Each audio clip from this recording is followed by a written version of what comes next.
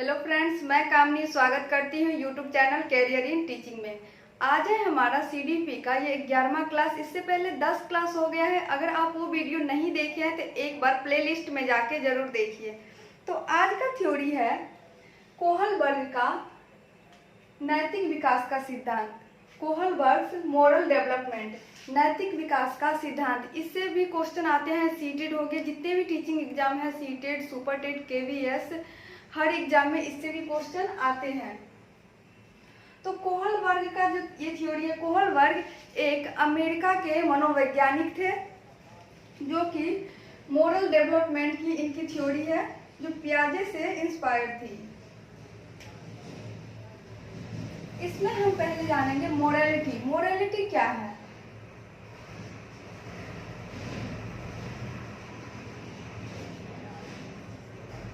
इसको हिंदी में नैतिकता कहते हैं।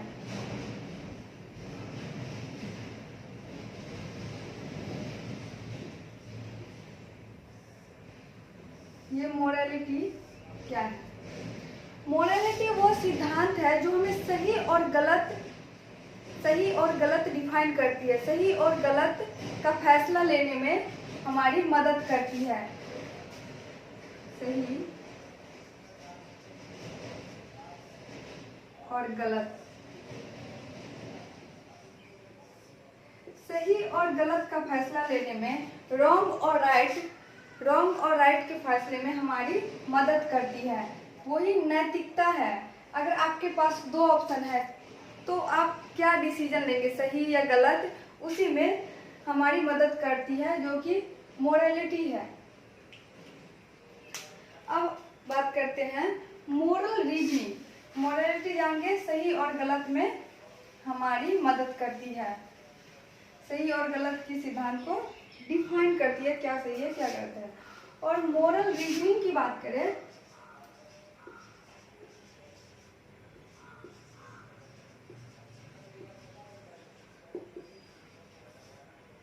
जिसको कहते हैं नैतिक तर्क।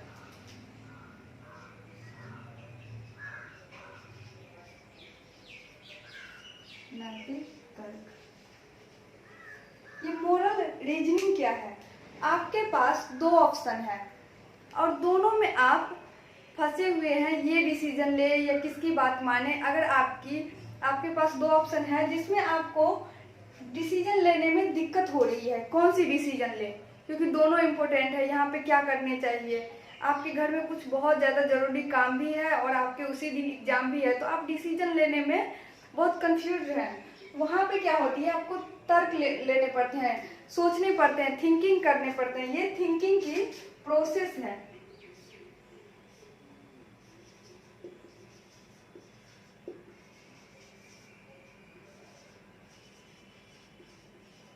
थिंकिंग की, चिंतन की है।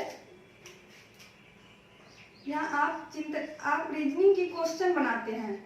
जब रीजनिंग बनाते हैं तो उस टाइम में क्या होती है, आपको तर्क चिंतन करते हैं, तभी जाके क्वेश्चन सॉल्व होता है। तो उसी तरीका से आपके पास कोई दो ऑप्शन है तो आप उसी में से, उसमें जो तर्क करते हैं, जो चिंतन करते हैं, वही कहलाती है नैतिक तर्क। जो आप एक डिसीजन तो कोई लेंगे दोनों में से, तो उसी दोनों इतने आसान नहीं है, आप इधर ले या इधर ले, कौन सी डिसीजन ले, दोनों उतने आसान नहीं है। तो यहाँ पे क्या होती है, कॉग्निटिव मैच्योरिटी की भी बात की गई है, संज्ञानात्मक परिपक्वता। यहाँ एज को महत्व दिया गया है कि अगर कोई 15 साल का बच्चा है और कोई 25 साल के व्यक्ति है तो दोनों के रीजनिंग में, दोनों के थिंकिंग में अंतर होगा। यहाँ कॉग्निटिव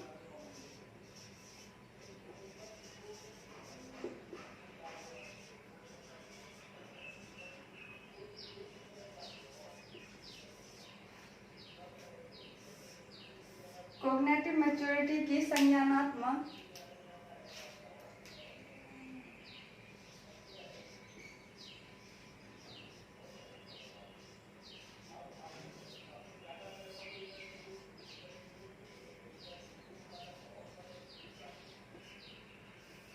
आप रीजनिंग कहाँ से करेंगे, संज्ञान से ही तो करेंगे, अपने दिमाग से ही तो हम चिंतन करते हैं, तर्क करते हैं। तो इसे यहाँ पे एज भी मैटर करती है। अगर एज कम है तो वहाँ बच्चा उस तरह से चिंतन नहीं कर पाएगा। अगर कोई 25 साल के 20 साल के हैं तो वो अलग थिंकिंग करेंगे, अगर कोई 15 साल 10 साल का बच्चा है तो वो अलग थिंकिंग करेगा। तो इस टाइम में क्या होती है, आपको उसी को कहते हैं, इसको अच्छे से आगे समझते हैं। पहले ये रीजनिंग होती क्या है। एक होती है मोरल डिलेमा, जिसको कहते हैं नैतिक दुविधा।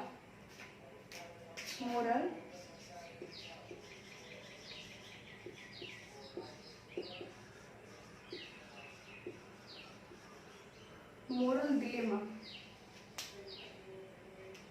जिसको हिंदी में कहते हैं नैतिक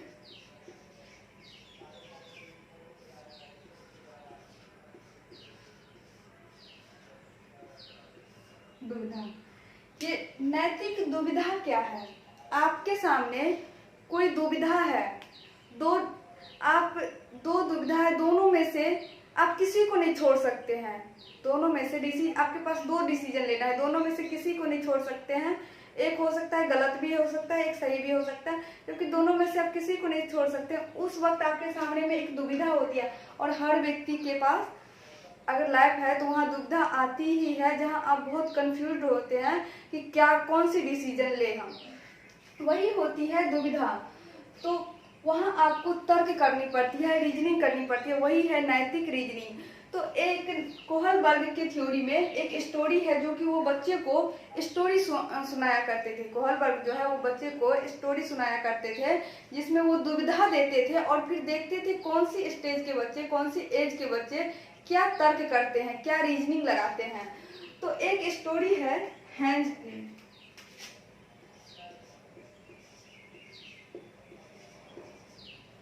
हैंस की एक स्टोरी है, हैंस डिलेमा।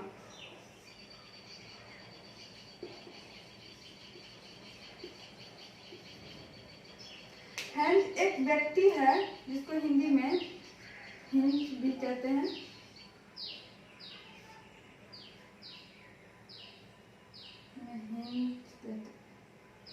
हिंस दुविधा।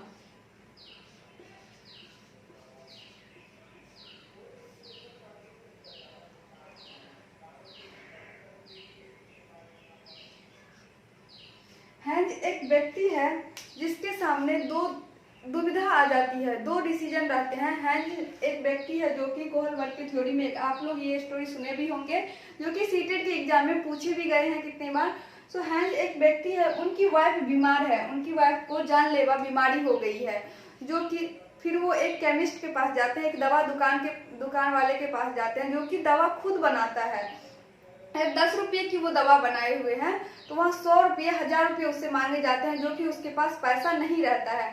तो उसके पास क्या आ गई, एक दुविधा आती है। वो केमिस्ट जो है, वो दवा दुकान वाले, वो उनको दवा नहीं देते हैं, बोलते हैं जब तक पैसा नहीं पूरा जमा होगा तब तक दवा नहीं देंगे। और उसके पास बिल्कुल भी पैसा नहीं है, कहीं से व्यवस्था नहीं हो रहा है पैसा। तो या तो उनके पास 2 दुविधा है, या तो अपनी वाइफ को मरने दे या फिर दवा चोरी कर ले। तो हैंस भी तो गलत कर रहा है, क्योंकि वो 10 रुपये की दवा को 100,000 रुपये में दे रहा है। तो उनके पास दुविधा आती है, उसी को कहते हैं दुविधा। तो वहाँ कुछ तो तर्क करेगा हैंस। तो हैंस क्या किया, बाद में चोरी किया, वो दवा चुरा लिया। तो बच्चे से फिर कोहलबर्ग पूछे, तो क्या उसे ऐसे क्वेश्चन किए, 2-3 क्वेश्चन। वो चोरी करना तो गलत था, चोरी करना गलत था, हैंस को चोरी नहीं करना चाहिए, क्योंकि वो गलत था। और उसे चोरी कर लेना चाहिए, क्योंकि बच्चे वहाँ पे तर्क दिया, अपना रीजनिंग बताया, बहुत सारे बच्चा बताया, उसे चोरी नहीं करना चाहिए क्योंकि चोरी करना गलत है, उसे पनिशमेंट मिलेगी, उसे सजा मिलेगी। बहुत बच्चे बोले सो नहीं, वो हैंस डॉक्टर जो था, वो केमिस्ट दवा दुकान वाले, वो भी तो गलत कर रहा था, 10 रुपये की दवा को 1000 रुपये में दे रहा था। तो जान बचाने के लिए चोरी करना गलत नहीं है।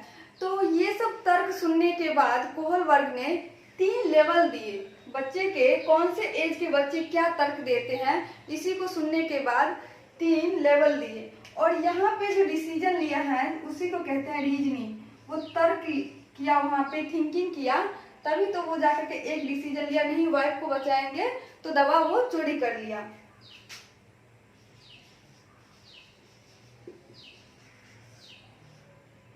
यहाँ जो वो रीजनिंग क्या तर्क लिया, इसी को कहते हैं मोरल रीजनिंग, नैतिक तर्क।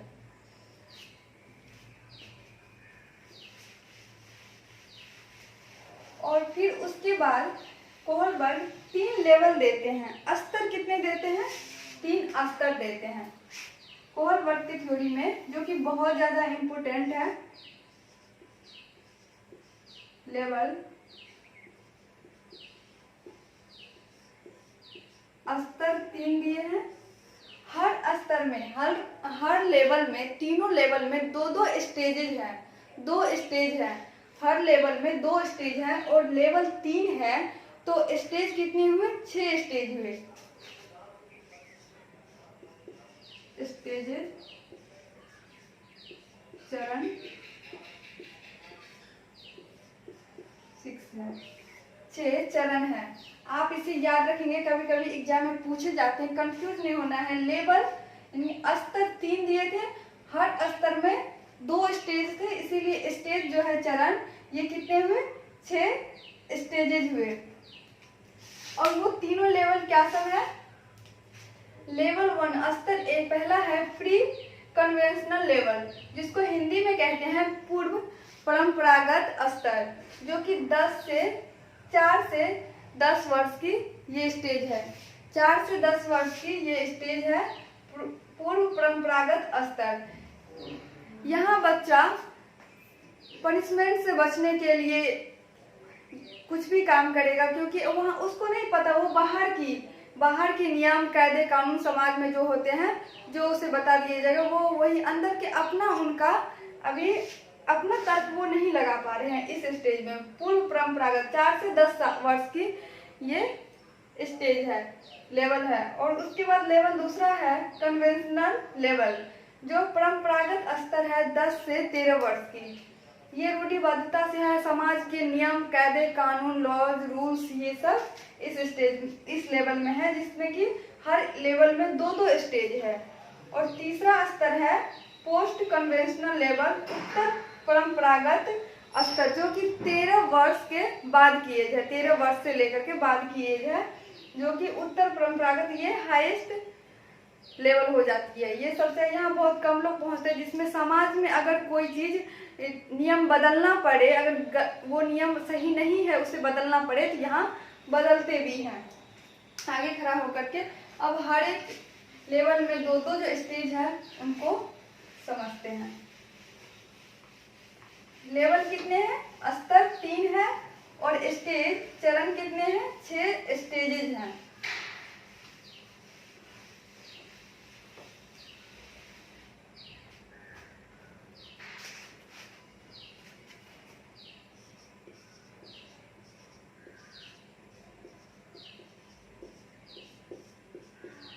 लेवल 1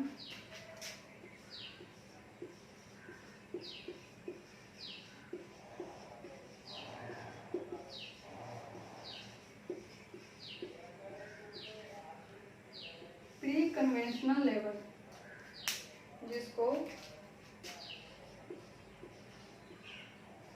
पूर्व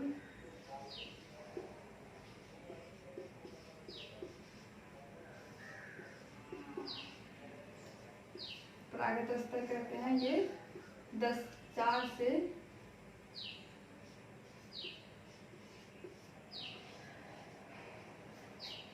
से 10 वर्ष के। इसमें स्टेज पहला है ओबीडियंस,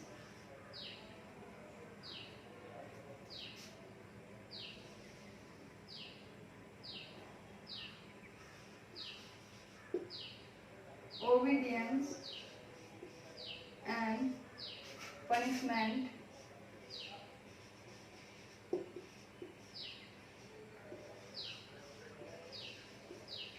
orientation।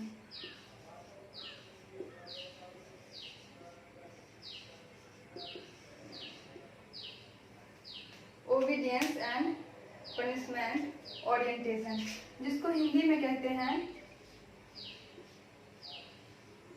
आज्ञाकारिता व दंड। अभिविन्यास, आज्ञाकारिता वो दंड। अब इस स्टेज में क्या है बच्चा? इस स्टेज में बच्चा दंड से बचने के लिए कोई भी काम करेगा। अगर अपना होमवर्क कर रहा है तो वो पनिशमेंट से, दंड से बचने के लिए कर रहा है। ये फर्स्ट स्टेज जो है जिसको आप याद रखेंगे, लेवल 1 में जो पहला स्टेज है जिसमें बच्चा दंड से बचने के लिए कोई भी काम करेगा, ओबीडियंस एंड पनिशमेंट ओरिएंटेशन, आज्ञाकारी, आज्ञा करने के लिए, किसी के आज्ञा के पालन करने के लिए कोई काम करेगा या फिर दंड से बचने के लिए कोई भी काम करता है। यह है पहला स्टेज। और दूसरा स्टेज है में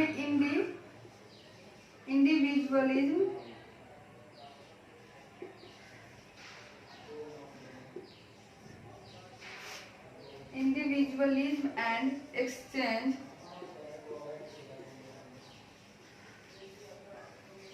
ओरिएंटेशन।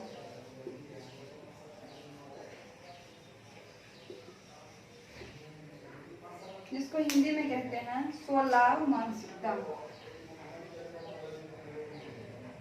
स्वलाभ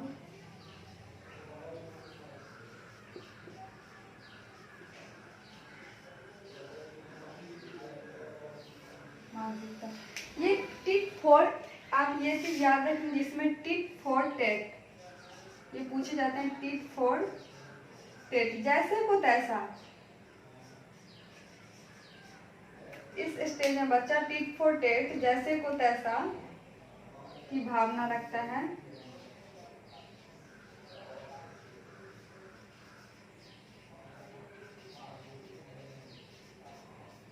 जैसे को तैसा बदले की भावना रखता है इसमें। जैसे कोई उसे पीटा तो वो भी उसे पीटेगा, कोई उसकी पेंसिल तोड़ी तो वो भी उसका पेंसिल तोड़ेगा। और ये एक्सचेंज की भी है। जैसे इसमें क्या होती है, 4 से 10 साल के वर्ष की है। इसमें बच्चा स्कूल में अगर किसी दिन टिफिन भूल गया तो वो अपने दोस्त को बोलेगा, दूसरे दिन मैं भी तुम्हें अपना टिफिन शेयर किया था, तुम्हें दिया था, आज तुम भी मुझे दो, मैं टिफिन घर पे भूल गया हूँ। तो ये एक्सचेंज की भी स्टेज है। और टिट फॉर टेट, जैसे को तैसा, अगर कोई उसका पेंसिल तोड़ दिया तो वो भी उसका पेन तोड़ देगा। ये तो स्तर पहला थी पूर्व परंपरागत, जिसमें 2 है। एक पनिशमेंट से बचने के लिए काम करेगा पहले स्टेज में, और दूसरे स्टेज में बदले की भावना रखता है, वो जैसे को तैसा करने की। अब दूसरा लेवल है, दूसरा स्तर है कन्वेंशनल लेवल।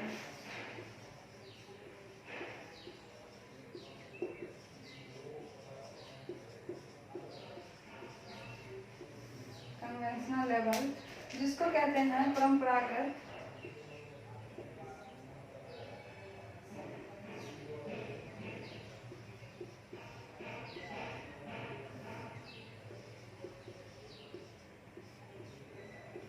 जो कि 10 से 13 वर्ष की एज है।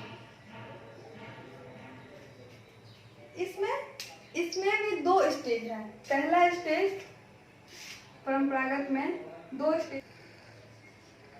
तीसरा स्टेज है अच्छा लड़का अच्छा लड़की, गुड बॉय गुड गर्ल की interpersonal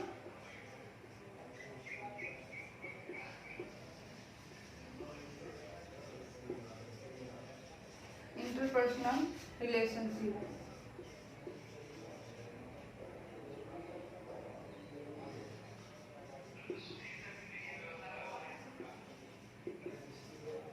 interpersonal relationship, good boy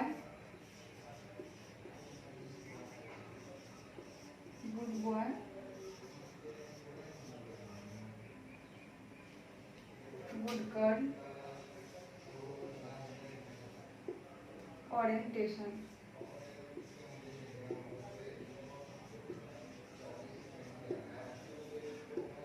good boy good girl orientation. इसमें क्या है, अच्छा लड़का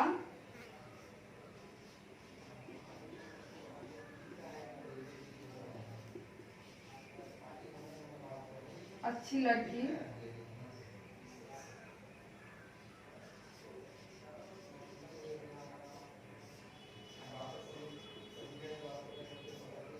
अभिविन्यास।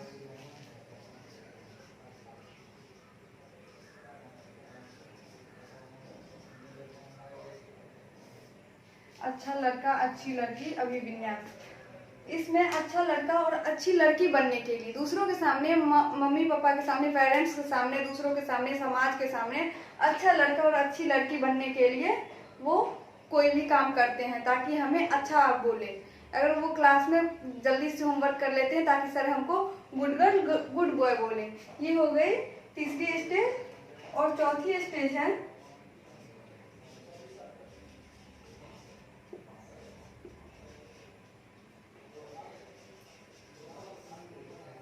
Maintaining the social rule.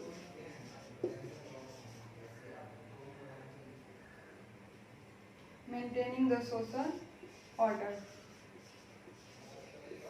जिसमें law and order, law and order,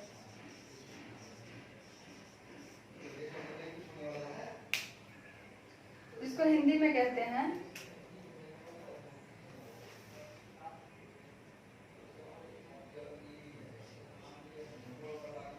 नियम पालन।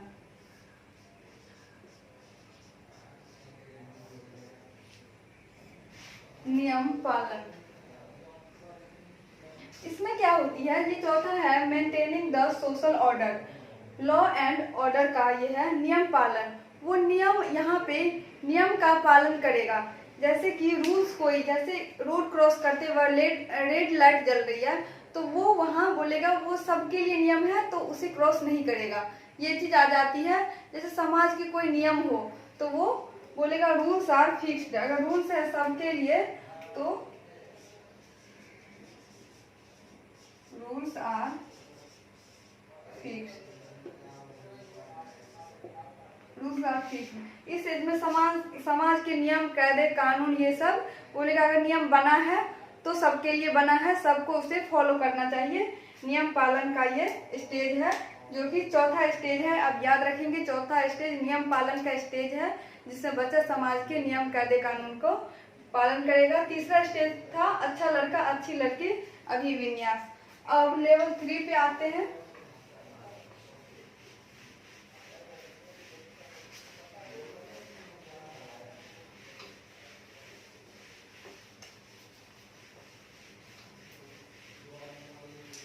लेवल 3 लेवल स्तर 3। स्तर 3 है post conventional level. Post conventional level इसको कहते हैं उत्तर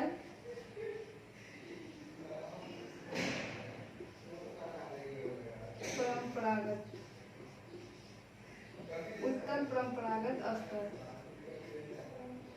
जो 13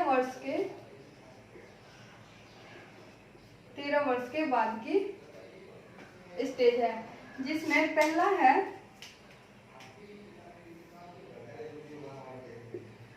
है social contract.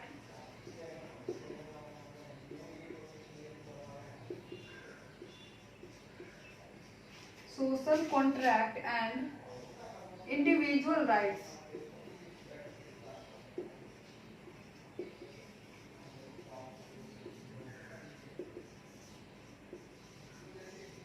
Social contract and individual rights, जिसको कहते हैं सामाजिक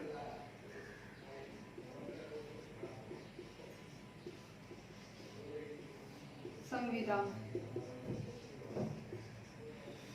इसमें क्या होते हैं कि समाज में कोई नियम है जो कि वो नियम सही नहीं है तो उसे बदला भी जा सकता। अगर समाज में कोई नियम बना है तो वो हमारे अच्छे के लिए बना है, अगर वो हमारे अच्छे के लिए नहीं है तो उसे बदला भी, आगे कोई खड़ा होके उस नियम को बदलेगा भी, इंडिविजुअल राइट्स को बदलेगा भी।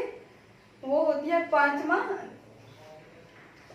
इसमें स्टेज 1 है, तीसरे लेवल का ये स्टेज 1 है, 5वां।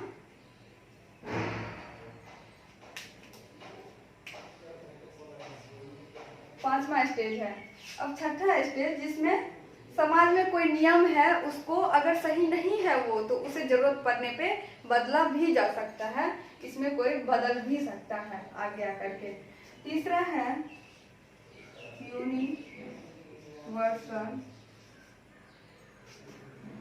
यूनिवर्सल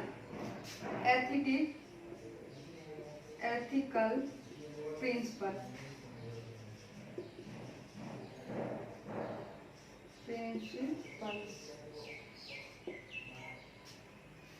ये छठा नियम है, छठा स्टेज है यूनिवर्सल एथिकल प्रिंसिपल, जिसको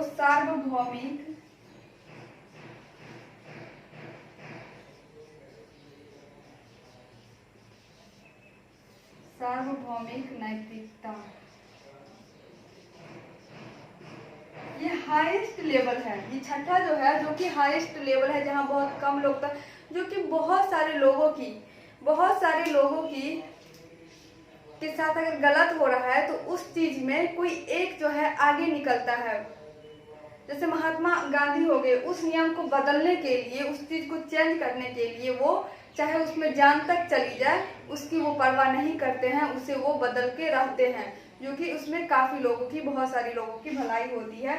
यूनिवर्सल एथिकल प्रिंसिपल्स, जो कि छठा स्टेज है। तीसरे लेवल की दूसरी स्टेज है ये।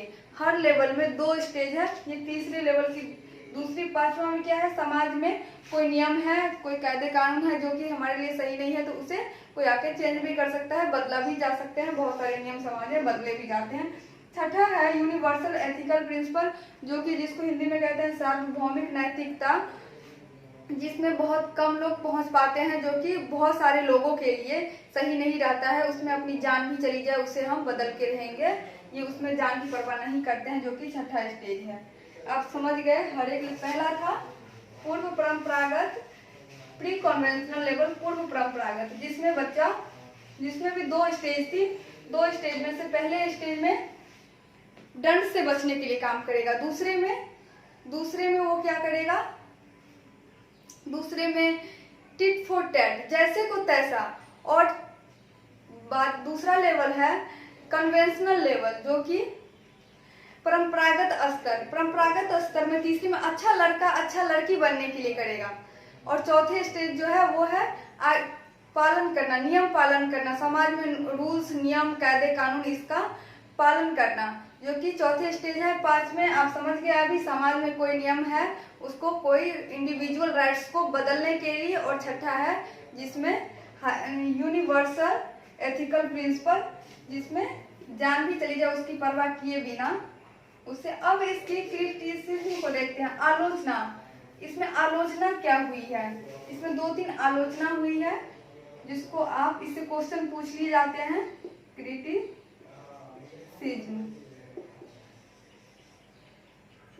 जिसको हिंदी में कहते हैं आलोचना।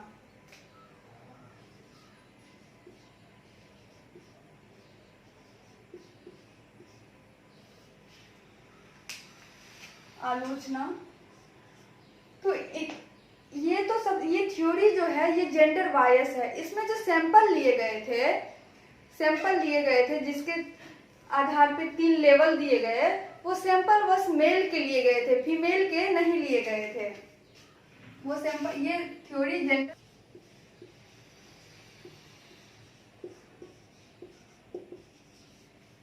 जेंडर बायस है। इन्हीं की कोहलबर्ग की एक स्टूडेंट थी, फीमेल स्टूडेंट थी, जिसका नाम था कैरोल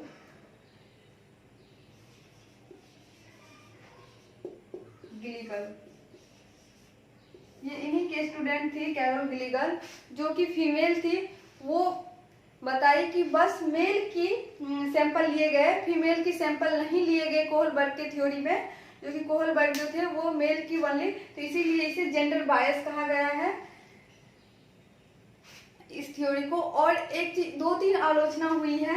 एक तो जेंडर बायस है, इसमें मेल की बस सैंपल लिए गए, फीमेल की नहीं लिए गए। और कोहलबर्ग कहते हैं ये थ्योरी जो है वो हर संस्कृति पे लागू होता है। अगर क्रिटिसिज्म रहे, लिखा रहे आलोचना, तो आप उसमें सही आंसर लगाएंगे। हर संस्कृति पे ये लागू नहीं होती है।